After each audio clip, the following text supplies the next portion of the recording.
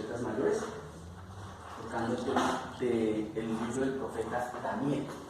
Hay un versículo aquí que quiero resaltar y es en una parte del capítulo 2, verso 28, donde dice: hay un Dios en los cielos, el cual revela los misterios, y él ha hecho saber al rey Nabucodonosor lo que ha de acontecer en los postreros días. Esta declaración la hace Daniel a Nabucodonosor después de que le interpreta el primer sueño que él tiene. Y con este sueño, con la interpretación del sueño, Daniel le salva la vida a todos los demás videntes que estaban en el reino de Babilonia y que estaban sirviendo al rey Nabucodonosor.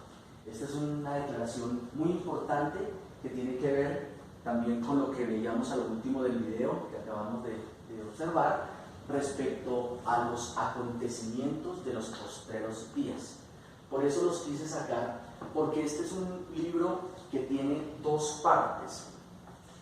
Debemos entenderlo del capítulo 1 al capítulo 6 y del capítulo 7 al capítulo 12 de dos maneras. Esta es una parte histórica y esta es una parte profética.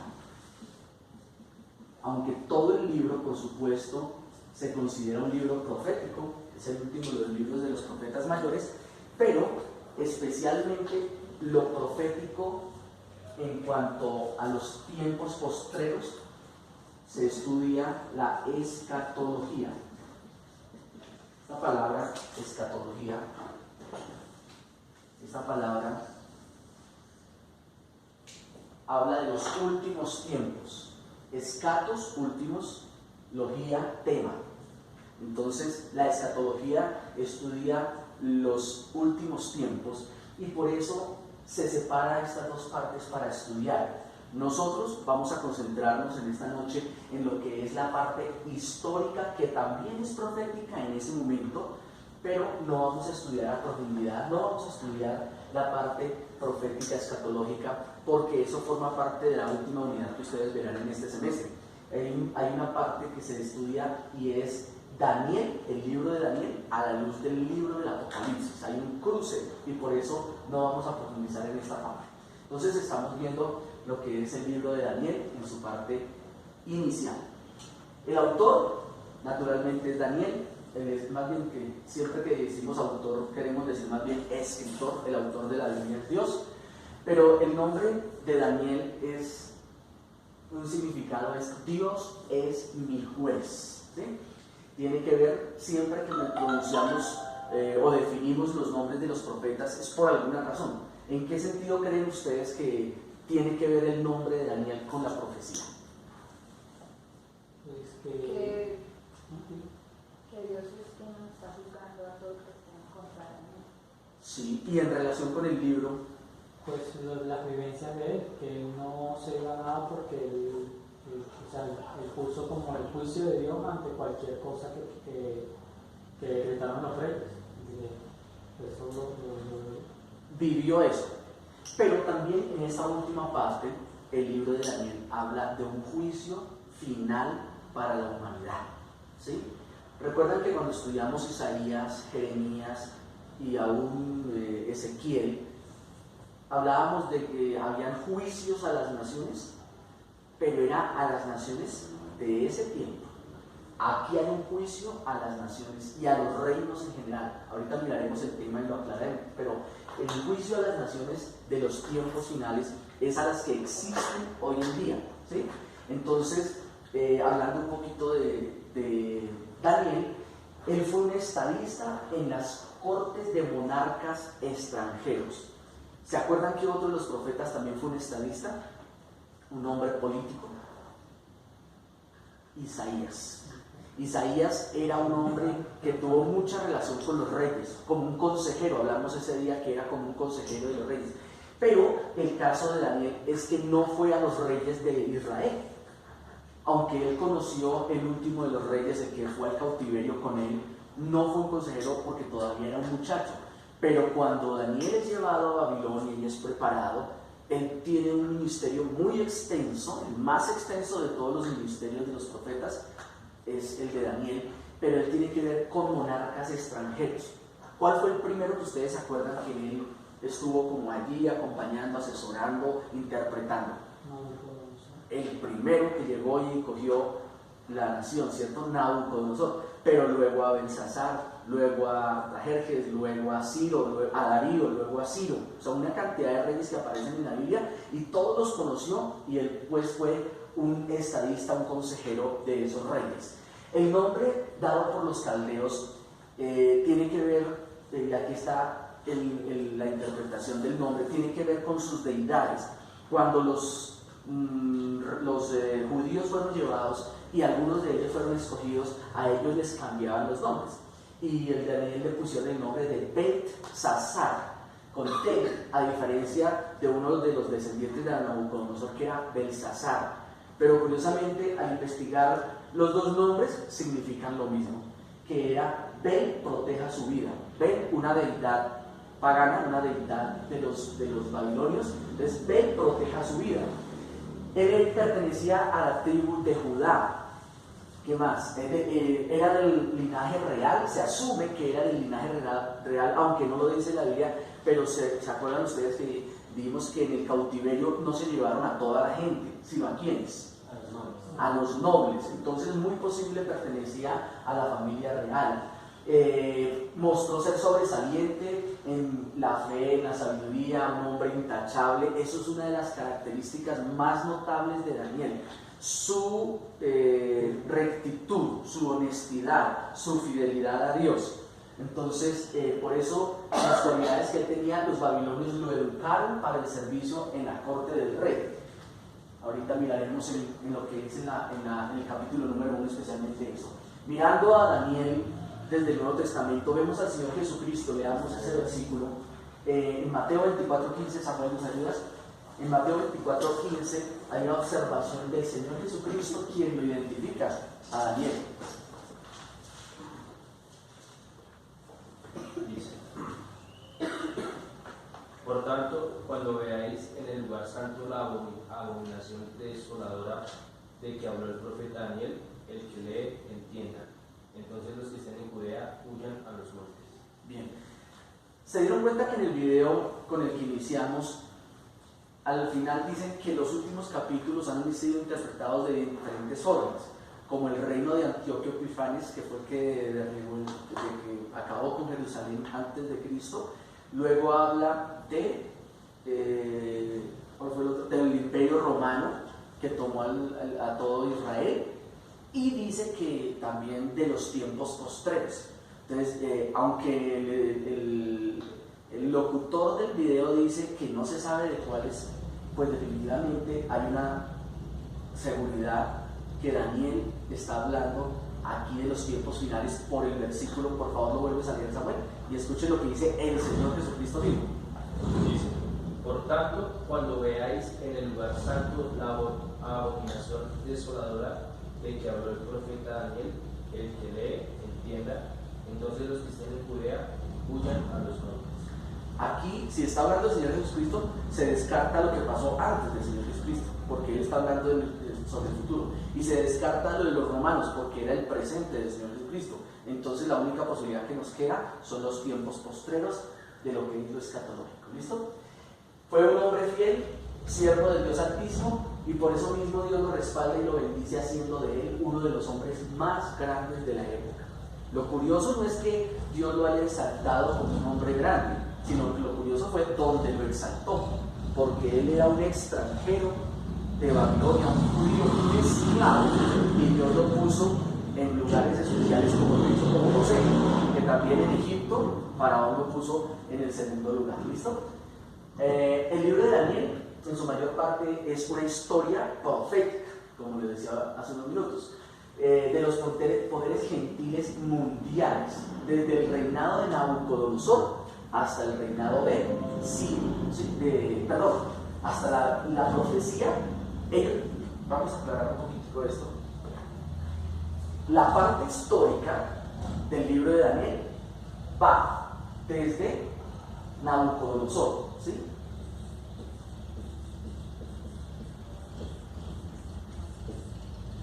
y él termina su profecía cuando está reinando el rey Ciro. Ahí no está escrito Ciro.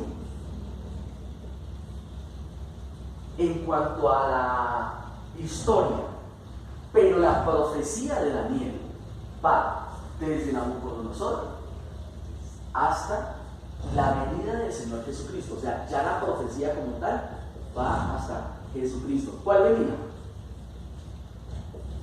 La segunda.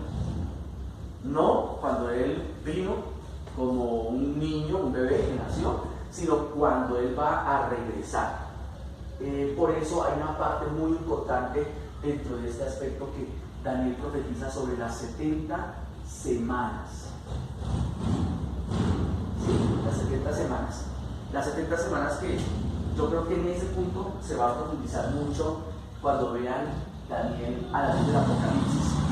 Yo hablaré con el profesor porque quiero que vean unas diapositivas que yo tengo hechas que saqué en unos videos respecto a la interpretación de las 70 semanas de Daniel. Entonces, en la mayor parte de la profecía histórica sobre los poderes mundiales. La visión es la de un Dios. Estas palabras las da un historiador, Campbell Morgan.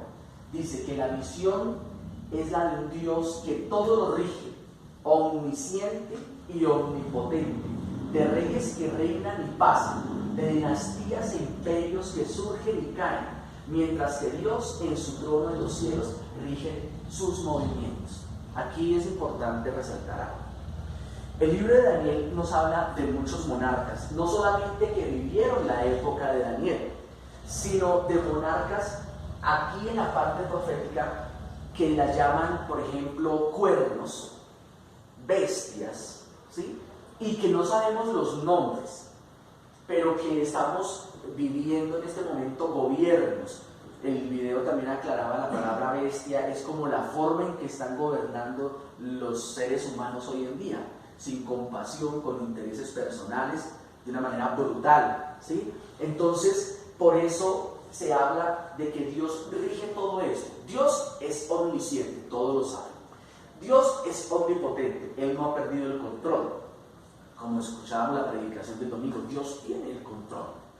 Y de esto nos muestra el Señor que nos está mostrando que por los tiempos que conoce Él de anticipado, y que parece que en este momento la humanidad estuviera descomponiéndose sin que hubiese control, realmente Dios conoce todo lo que está pasando.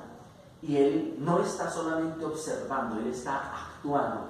Y algunas de las cosas que de pronto vivimos y que son dramáticas para la humanidad de hoy en día, pudieran ser para nosotros como tristes y decir, Dios, ¿por qué permite eso? Es algo a veces difícil de comprender, pero la verdad es que eso está dentro del plan perfecto de Dios.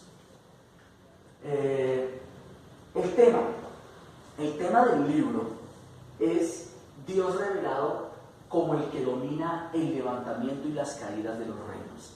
Todas las figuras aquí de animales que surgen y caen, de cuernos que son tumbados, es la expresión de un momento, un imperio que se levanta, pero alguien lo derroca, ¿sí? Cuando Israel fue invadido por Babilonia, nadie creía que Babilonia fuera a ser derrocada, pero Babilonia fue derrocada por los medos, por los persas. Luego ese imperio se levantó tan fuerte que nadie pensó que fuera a ser derrocado, pero se levantó el imperio griego, helenístico, con Alejandro Magno, y también fue derrocado. Luego nadie pensaba que Alejandro Magno fuera a ser derrocado. Si ustedes conocen un poquito la historia de Alejandro Magno, él fue un muchacho, era un hombre joven, murió como de 32 años, pero en tan solo 4 a 6 años de su vida, no, un poquito más, él conquistó un imperio gigante que nadie se podía imaginar que alguien se pudiera hacer dominio de él, pero igual murió y su reino fue repartido, y así sucesivamente todos los reinos surgen y caen. Eso Dios no lo ha perdido de control. Por causa de sus muchas visiones, el libro de Daniel ha sido llamado la revelación del Antiguo Testamento. Escuchen esto. Aquí hace alusión a esta expresión, la revelación del Antiguo Testamento. Si nos dice del Antiguo Testamento es porque en el Nuevo Testamento hay una revelación. ¿Cuál es la revelación del Nuevo Testamento? La palabra revelación es apocalipsis. En otras palabras, Daniel es el apocalipsis del Antiguo Testamento y la revelación de Juan del Nuevo Testamento. Entonces, otra vez confirmando que esto tiene que ver con los últimos tiempos, los 7 últimos capítulos, los 6 últimos capítulos del libro de Daniel. Daniel llegó a uno de los puestos más elevados del reino, una posición que tuvo durante el gobierno persa y que siguió al babilónico. O sea, primero Babilonia. Babilonia era un reino fuerte, pero tuvo condescendencia. Y ustedes saben que Daniel fue uno de los escogidos. Y no era babilonio, era judío, era extranjero, era esclavo. Pero Dios lo puso en un lugar de eminencia al lado de Nabucodonosor. En ese tiempo se hablaba más de que asesores o algo, eran de adivinos. Los adivinos, los brujos, eran los que estaban alrededor del rey asesorándolo. Y él fue instruido con sus amigos, los nombres hebreos Mesac, Abednego y Sadrach. Sadrach, Mesac y Abednego. Sus nombres judíos, ¿cuáles eran? Ananías, Azarías y Misael. Eso está en el capítulo 1. Entonces ellos fueron instruidos y fueron puestos al lado por la sabiduría, por la facilidad con que aprendieron el idioma y toda la cultura babilonia, fueron puestos como asesores, pero ellos eran vistos realmente como si fueran brujos. De esa manera él llegó a ascender, pero no manifestando para nada un espíritu de brujería. Profetizó durante toda la cautividad, siendo dada su última profecía durante el reinado de Ciro, 2 años antes del regreso de la nación a Palestina. Miren esta profecía o este ministerio profético tan extenso. ¿Se acuerdan cuál fue el otro que duró mucho? Que salió en la pregunta en un quiz. Jeremías. Jeremías duró entre 40 y 50 años. Ezequiel como 22 años dijimos. E Isaías, no recuerdo cuánto hablamos. Pero el que más duró fue Daniel. Ahorita veremos que aproximadamente 73 años. 73 años. ¿Cuánto duró el cautiverio? 70. Entonces, no fue desde el cautiverio, porque él era un jovencito. No había sido llamado. De hecho, no hay un llamamiento explícito en el libro de Daniel, como si hubo un llamamiento para Jeremías. ¿Se acuerda la respuesta de Jeremías cuando fue llamado? Yo soy muy niño. ¿Se acuerda la contestación, la respuesta de Isaías? Yo no merezco esto, soy indigno, soy inmundo de labios. Pero ni Ezequiel tiene un llamado explícito, sino que ya de repente Dios me dio una visión y empezó a profetizar. Y Daniel igual, empezó a ser usado por Dios, pero no hay un llamamiento. Por eso no consideramos que desde el año 1 de Nabucodonosor como rey del imperio no empezó, sino más o menos unos 2 a 3 años después. Y él termina unos 2 años antes del regreso. O sea que casi no, más de 70 años, 73 años que él estuvo allí, estuvo profetizando al lado de los diferentes reyes. Miremos los reyes.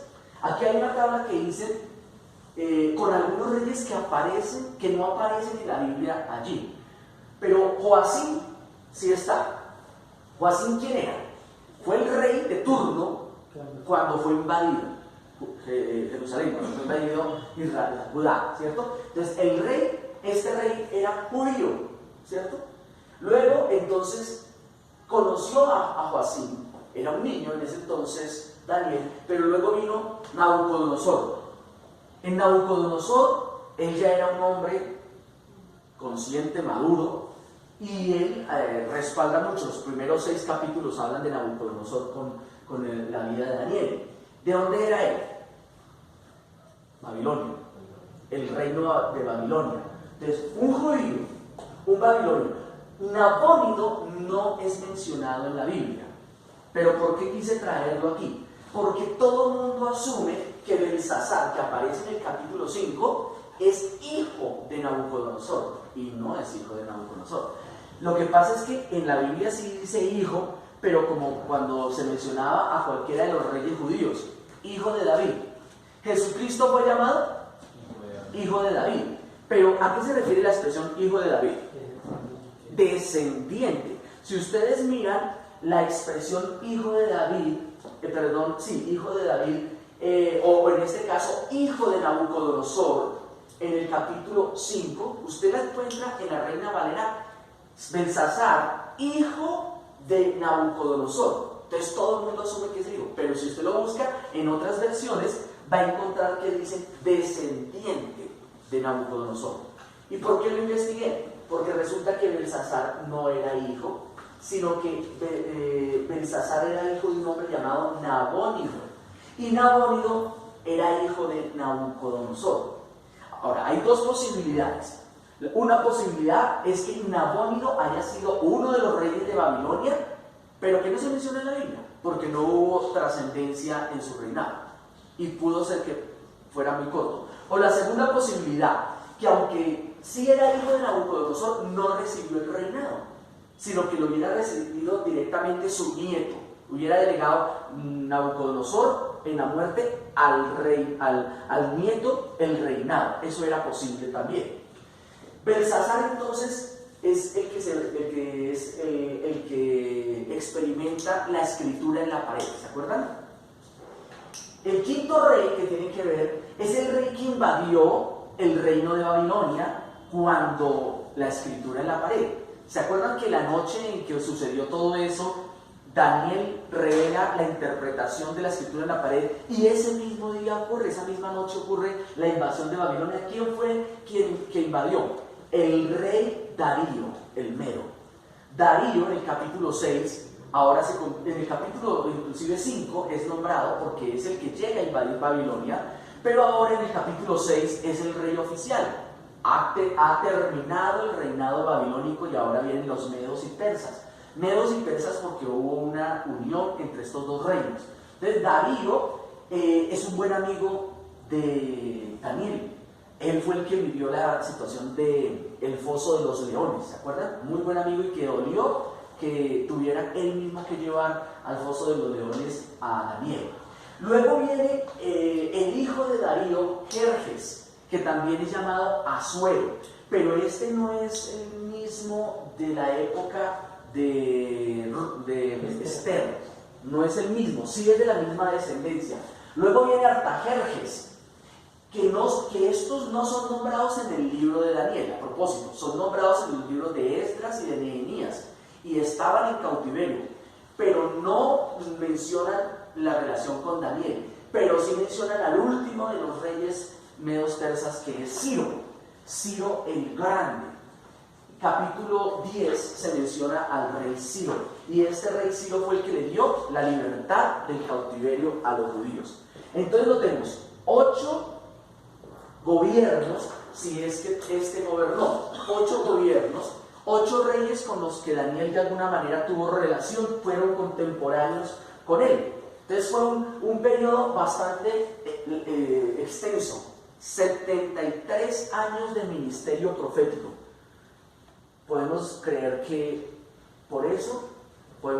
que Daniel murió alrededor de 80 a 90 años de edad, porque si le vamos a esos 73, aproximadamente, pongámosle comparar un número redondo, 17 que tuviera cuando fue llevado cautivo, serían aproximadamente 90 años, ¿sí? Entonces tenemos que desde Nabucodonosor hasta Ciro, desde este momento de Nabucodonosor hasta Ciro, no contamos a José porque fue el reinado de la invasión. Entonces de Nabucodonosor hasta Ciro fueron 607 al 534, aproximadamente 73 años de ministerio. O sea que Daniel fue el profeta mayor de más extenso ministerio. Hablemos un poquito de cada uno de los primeros capítulos, lo esencial. No vamos a profundizar porque son históricos y los conocemos, pero para mirarlo generalmente, recordemos que Daniel pertenecía a la tribu de Judá y probablemente miembro de la familia real, ya lo dijimos. Miremos por favor capítulo 1, versículos 3 al 6. Por favor, ¿nos ayudas, Arturo? Viviendo Viviana va listando segunda a la segunda de Crónicas 36 del 4 al 7. Vamos a mirar esos pasajes. ¿Qué dice Daniel 1:3 al 6? El rey dijo a Aspenaz, jefe de sus funcionarios, que trajera de los hijos de Israel, del linaje real de los nobles, a jóvenes en quienes no hubiera ningún defecto, bien parecidos, instruidos en toda sabiduría, dotados de conocimiento, poseedores del saber y capaces para servir en el palacio del rey, y que les enseñara la escritura y la lengua de los caldeos. Pero el rey les asignó para cada día una ración de los manjares del rey y del vino que él bebía. Ordenó que se le educara durante 3 años para que al fin de ellos se presentaran al servicio del rey. Entre ellos estaban Daniel, Ananías, Misael y Azarías, de la tribu de Judá. Bien, aquí se han nombrado los 4 israelitas, 3 amigos y Daniel, que son escogidos, son seleccionados. Y hay una particularidad, se les va a preparar durante 3 años, en todo sentido, se les va a preparar en la lengua caldea, en la cultura y en el conocimiento, pero también se les va a preparar de una manera espiritual allí que no es muy clara. Y además los están preparando físicamente, porque ¿qué les dan a comer? Los manjares del rey. Y bueno, ¿cuál fue la decisión de Daniel y de sus amigos? No contaminarse con él. En el versículo 8, ahorita lo vamos a ver. Ellos tomaron la decisión de no contaminarse. Ahora, si uno piensa en la comida del rey, ¿era que la comida del rey era sucia? Para que él dijera, no nos vamos a contaminar. No se habla de una contaminación física, sino que los alimentos de los reyes de Babilonia eran ofrecidos a los ídolos de Babilonia. Por lo tanto, él no estaba dispuesto a comer esa comida, ¿sí?